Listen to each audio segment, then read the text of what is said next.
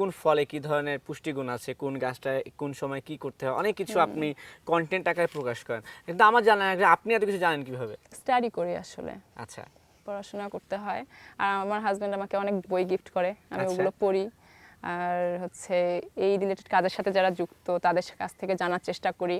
যেমন আমাদের যিনি অ্যাডভাইজার আছেন নোমান ফারুক স্যার, উনিও বিভিন্ন সময় অনেক কিছু শেয়ার করেন। যেমন কিছুদিন আগে গ্র্যাপে একটা ট্রেনিং করলাম আমরা। সো এই বিষয়গুলো আসলে বিভিন্ন মাধ্যম থেকে জানা হয়, মানে যারা এই বিষয়ে ইন্টারেস্টেড, যারা আগে থেকে কাজ করছে। আমি সিনিয়রদের কাছ থেকে শিখতে পছন্দ করি, নিজে শিখি এবং আমার শেখাগুলো শেয়ার করি। যখন আমি ইউনিভার্সিটিতে আসি আমি না মানে শেখার চেষ্টা করতাম, মানে এই নেশাটা আমার আগে থেকেই ছিল।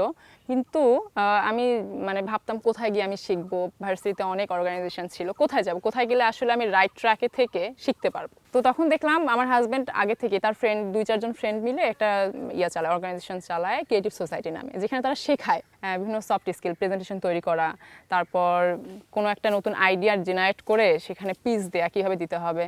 সো তখন থেকে আসলে আমি তাকে স্যারই ডাকতাম, মানে যদিও ভার্সিটিতে উনি আমার সিনিয়র ছিলেন, তখন থেকেই স্যার ডাকা, যে এত সিনিয়র একজন মানুষ নাম ধরে ডাকবো।